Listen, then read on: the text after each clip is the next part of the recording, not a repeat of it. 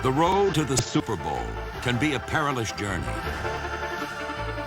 It's what you wait your entire adult life for, right? We can take them, man. We can take them out. We can break their will and we can take them out, man.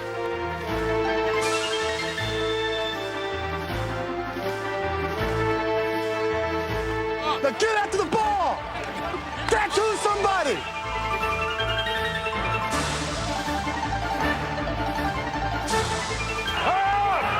Right up the middle, trying to bounce outside right. He's still on his feet.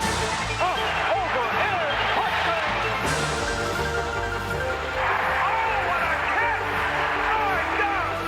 Oh, baby, what a play! Do you believe it? My goodness. Do you believe it? In the NFL, all the effort, all the determination is inspired by one dream. Spot. Kick is away. It's got the distance. It is good. Then the Giants are going to the Super Bowl.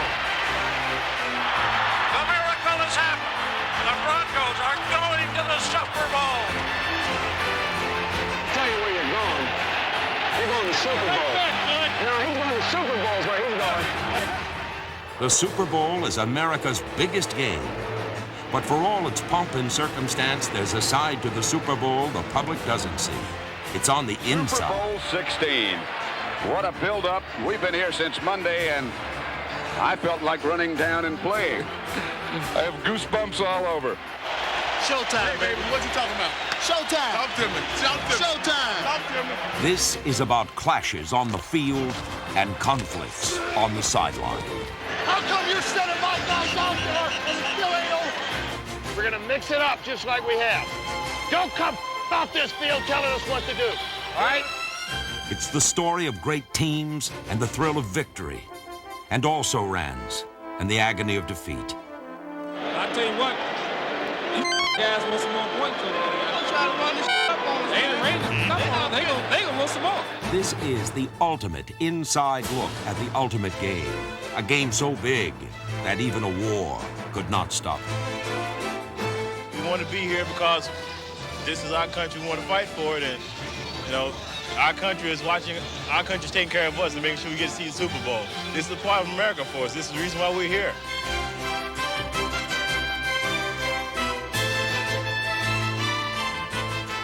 What do you think, Coach?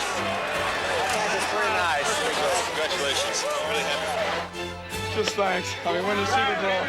It's the way to do it. Thanks, guys. The rest of your life, man, nobody can ever tell you that you couldn't do it, because you did it.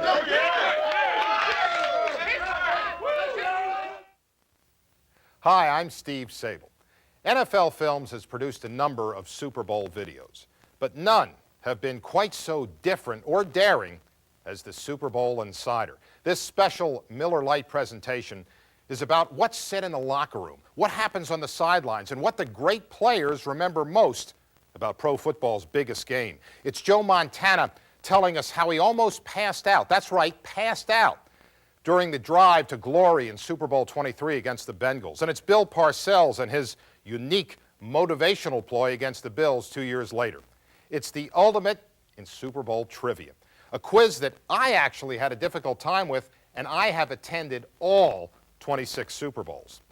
Every year, millions of people watch the Super Bowl, but the Super Bowl Insider is about those rare Super Bowl moments witnessed by a precious few.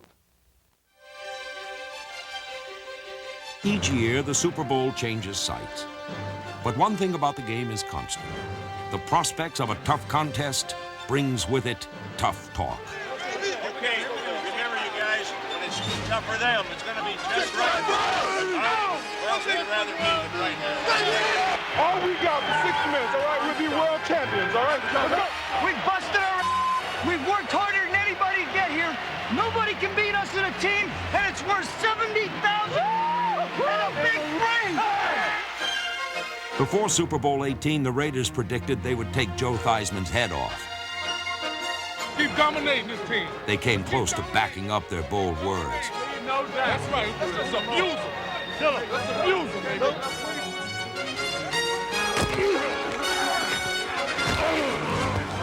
But more often than not, loose lips can come back to haunt a Super Bowl team.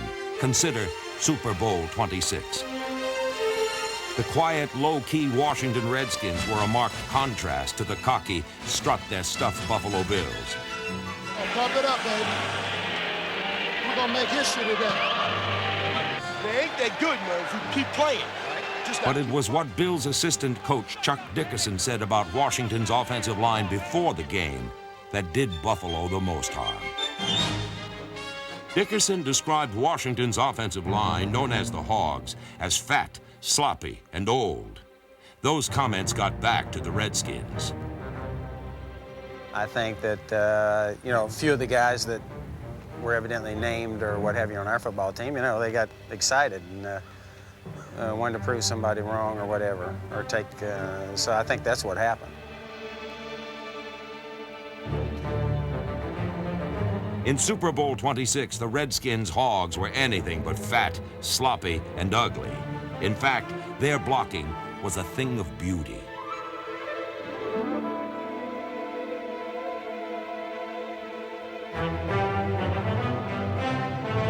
The Redskins crushed the Bills, and the Hogs got their revenge on Dickerson, although the team in general retained their class and dignity.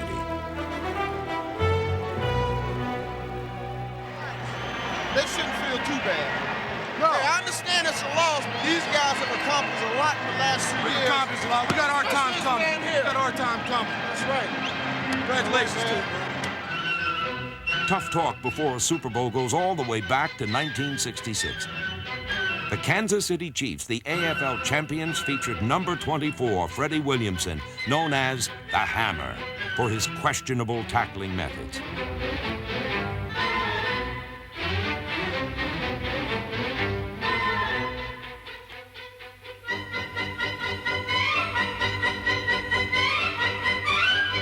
After the Chiefs won the right to play in the very first Super Bowl, flamboyant Freddie Williamson declared that he would personally hammer the NFL champion Green Bay Packers. Against Green Bay, Freddie did get some licks in, actually knocking Packer wide receiver Boyd Dowler out of the game. But Dowler's replacement, Max McGee, went on to catch 2 touchdowns. Fake to Taylor. Starr shoots it, and it's a touchdown. Before the day was over, the Chiefs were soundly beaten, and it was the Hammer who got hammered.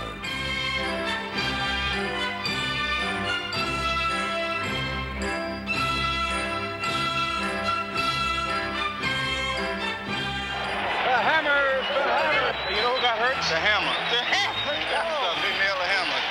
Hey, slap, the Hammer got it. Really? Even Super Bowl braggers who win ultimately run into trouble.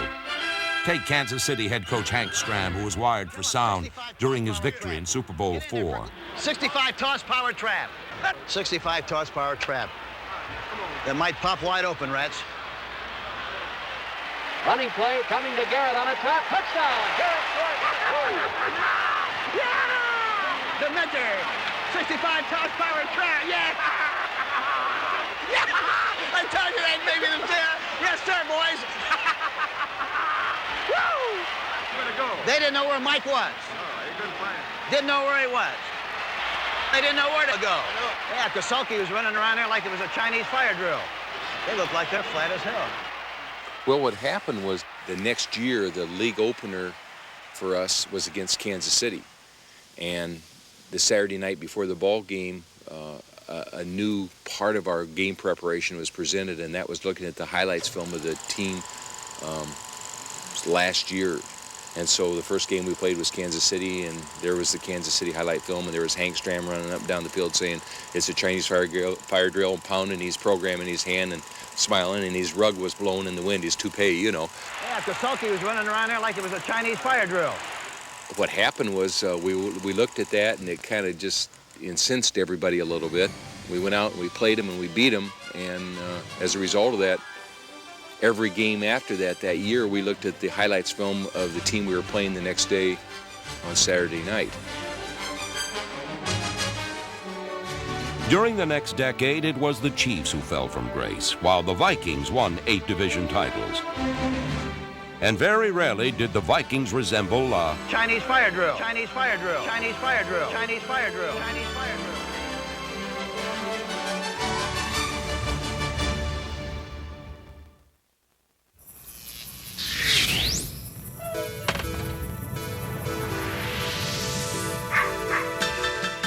Come on, let me show you where it's at. Come on, let me. It's a universal truth. Miller Lite's brewed from the start to be the one great-tasting beer that's less filling. It's everything you want a beer to be. Another unexplained crop formation has been sighted. Looks like there's intelligent life out there, after all. And now, presenting the Miller Lite Super Bowl Trivia Challenge. 3 questions that will test even the most fanatical Super Bowl follower. Question number 1. How did the Super Bowl get its name? According to legend, the name Super Bowl came about when Chiefs owner Lamar Hunt saw his daughter playing with a super ball. Hunt did, in fact, coin the term, but it really came about during a league meeting in 1966. There was going to be an AFL champion playing an NFL champion. And there was sometimes confusion as to which game we were talking about. We were talking about the championship games and should we have a week's layoff. And someone said, well, which game are you talking about? And I said, it just was one of those things that came out. I said, well, you know, the last game, the final game, the Super Bowl. Take us to the Super Bowl! Take us to the Super Bowl! Super Bowl program! Find out what's hot! What's hot! Super Sunday, what a day. I can't believe it. I can't believe it. It's like a dream come true. It's unbelievable. Question number 2. Who is the only player to intercept 3 passes in one Super Bowl? Super Bowl XV matched up the intense Dick Vermeil-coached Philadelphia Eagles with the cocky Al Davis-owned Oakland Raiders. However, it was Vermeil who predicted victory. We're going to beat these guys. We're going to beat these guys. We're going to beat them. Yeah. Unfortunately for the Eagles, the scouting report of the Raiders' fine defense failed to detect the sneaky presence of a linebacker who was once a 12th-round draft pick. Play fake. Back at Jaworski, but time to throw. He's got Spag. Throws one. Intercepted. Run, Mark. Oh, run. No. Run right to him. At first, Dick Vermeil was not really that upset. Ronnie, you just throw it flat. Just throw it flat. He was in behind him. That's right.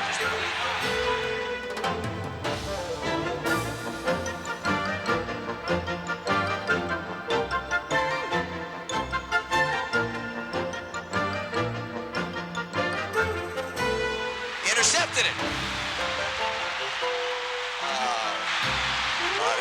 Okay, says Vermeil. Anybody can make a mistake. Or 2. We would like him to play to beat him. They really are, coverage-wise and everything else. Yeah. We'll get these guys. But by the time Rod Martin had picked off his 3rd pass...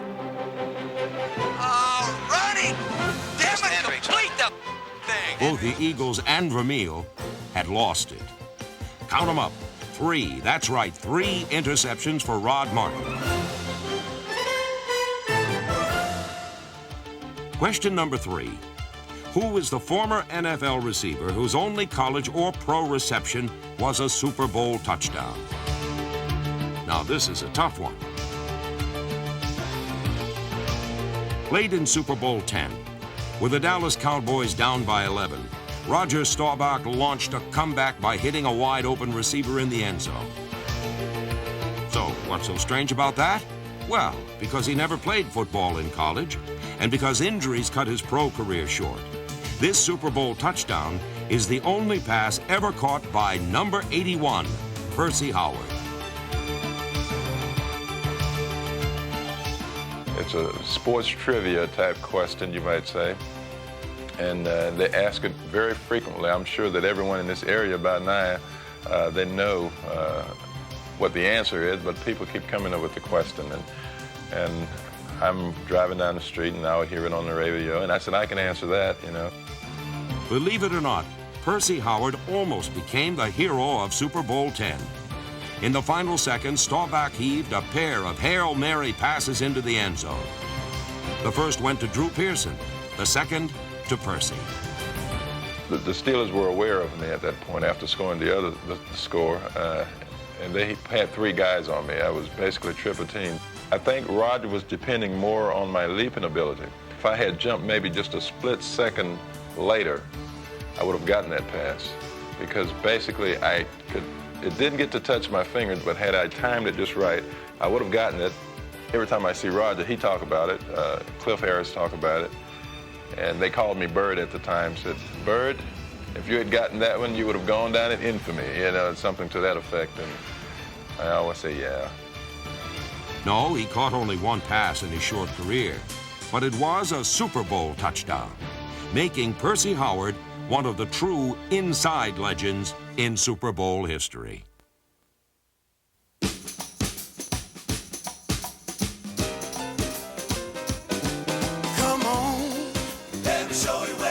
If you're open to a beer brewed from the start, to be the one great tasting beer that's less filling, there's one beer to open.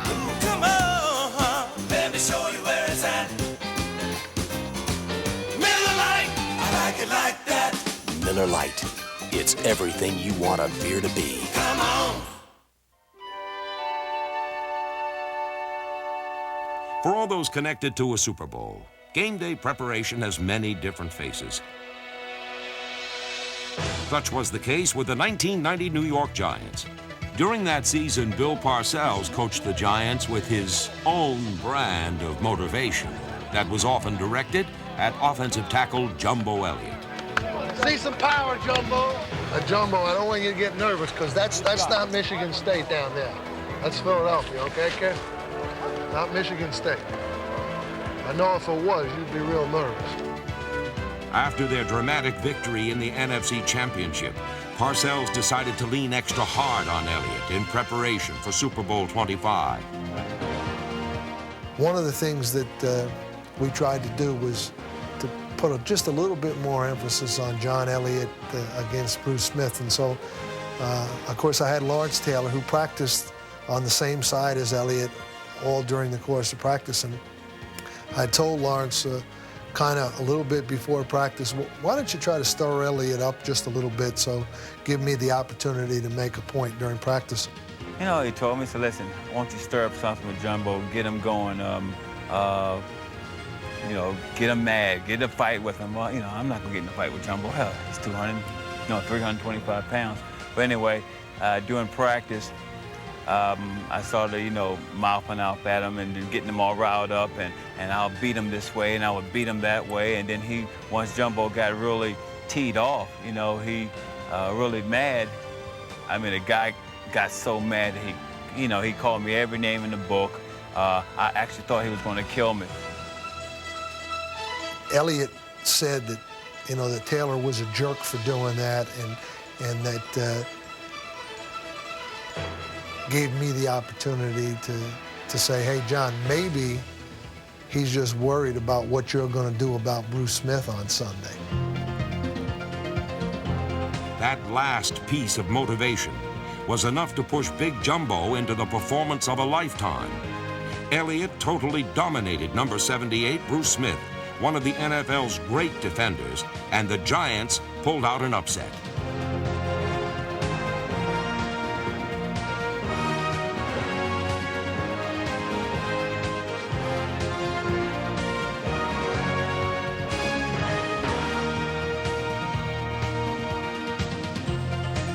This, the greatest Super Bowl of all time, went down to the last second. In a game where the margin of victory was so small, and the room for error even smaller, it may be that Bill Parcells and Lawrence Taylor's ploy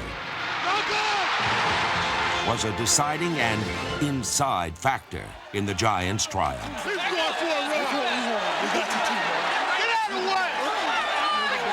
Get the bucket! The Pittsburgh Steelers, coached by Chuck Noll, achieved even more spectacular Super Bowl success by going beyond playbook planning.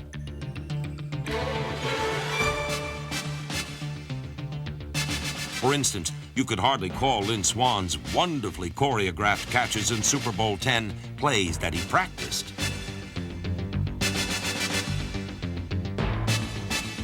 In fact, Swann's final catch, the touchdown bomb that clinched Pittsburgh's victory, was an audible called by Terry Bradshaw. The Steeler quarterback has not forgotten the call, but he has no memory of the play that prematurely sent him to the locker room.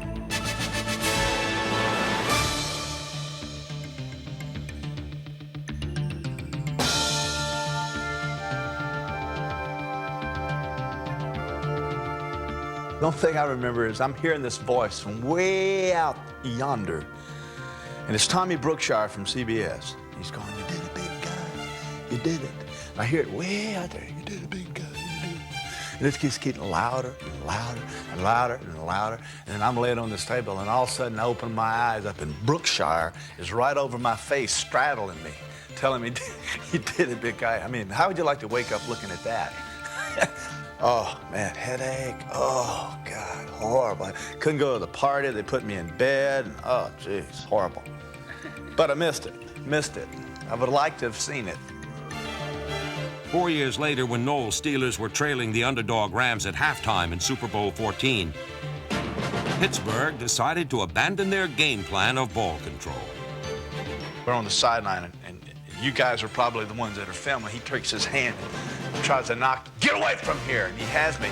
And he's telling me the only way we're going to beat these guys, we got to go deep. And go deep they did. Time cranks it going long for Swan. He's got it. Swan, touchdown, Pittsburgh. Now Bradshaw pumping, firing downfield. There goes Stallworth. He pulls it in at the 30, the 20, the 10, the 5, and it's a touchdown for Pittsburgh on the ball to Stallworth. And Stallworth beat Rod Perry. Oh, did he beat him? Terry Bradshaw held virtually every Super Bowl passing record until a fellow named Joe Montana came along. While Montana has excelled in all 4 of his Super Bowl victories, he is best remembered for his drive to glory in Bill Walsh's last game as the 49ers head coach. Revealed here for the first time is the fact that Montana's outward cool directly contrasted some inside commotion. The excitement got to me, along with the moving of the ball, and you know, I've never had it happen to me, so I don't know. I know I wasn't tired, but I was screaming at the line of scrimmage at the top of my lungs for an audible. And it felt like I had just hyperventilated. You know, you take too many deep breaths and yelling, because I've had to yell it 4 times. And I mean, as loud as I could, and all of a sudden, along with the other emotions, my eyes went fuzzy like the TV. And when I got in my hands, you know, watching the film, it looked like it happened normally. But during the game, it felt like when I walked to the line of scrimmage, I took forever to get under the center because my eyes were like blurry, and so it felt like everything was slow motion. And then all of a sudden it started to clear, and then I started back. I snapped the ball and got the first 2 steps. I was back again like that, so I just turned around, and I knew Jerry was going to the sideline. I just threw it as far as I could, just so to make sure that I got it out of bounds. While things may have been fuzzy for Montana, it was very clear what was going on to Bengal head coach Sam Walsh. Deja vu. Montana back to throw. Throws over the middle. A 5 gets one right to the 20. He's down to the 19 for a first down for the 49ers. Another brilliant pass by Jerry Rice. He looks. He throws. He completed to Craig. He's down to the 10. Coach, you're going to go. You know, it's to Rice now. At the 10-yard line. 39 seconds remaining. Montana at quarterback. In motion. Comes Rice. Back to throw Montana. Steps up, throws. Touchdown! Taylor for the touchdown. A 10-yard pass. 34 seconds away from it.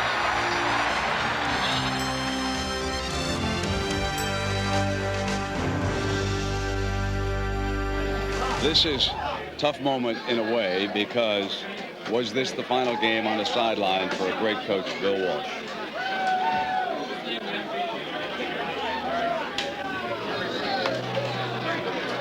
Emotional moment right now with the coach down here inside the locker room, Jack.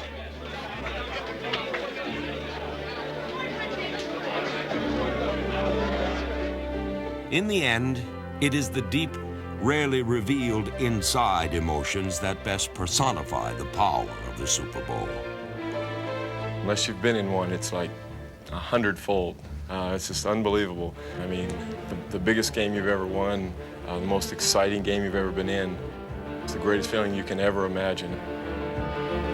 That's the greatest feeling in the world. That's what it's all about. You know, for this team, for this coach, for this owner, for this town, they'll never forget this day. Everybody sold out this week. Everybody. Damn, it's great, isn't it? You gotta let it. Number one, baby. What's up? It feels good, baby. Number one, baby. Number one, baby. Best in the world, man, for 1 year. Got one, home. Yeah, got one. You got one, baby. Thank you, Joe. I appreciate one.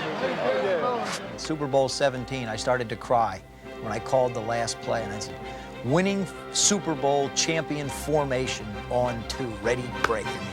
And I get goosebumps thinking about it now. I don't think anybody can appreciate the emotion of that particular moment in an athlete's life when you are absolutely at the pinnacle of your career.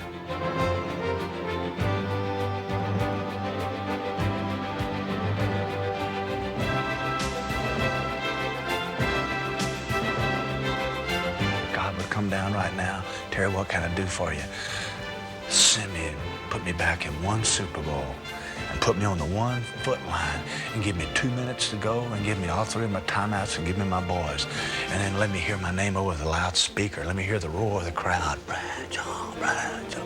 Let me have them booing on one side. Let me get in and call plays, see the eyes grow as I call these plays and talk to them.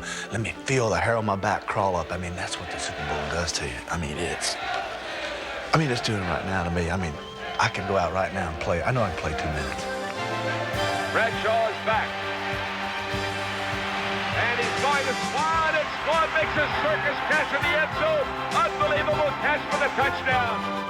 From Terry Bradshaw's Steelers to Mark Rippon's Redskins to Joe Montana's 49ers, the Super Bowl will always be a spectacular celebration seen by millions, but with some great inside moments witnessed by only a privileged few. I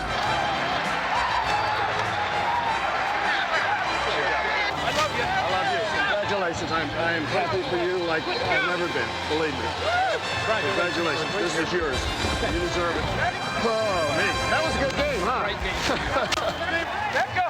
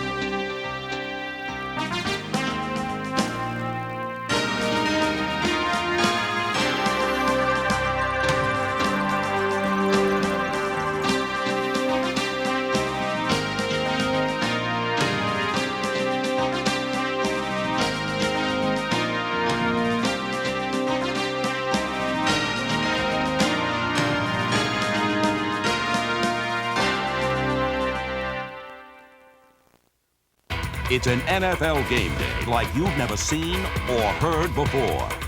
It's NFL Rocks. 1, 2, 3, 4. Unforgettable NFL action set to the music of today's hottest rock and roll stars. It's NFL Rocks from NFL Films. Available now at your favorite video store.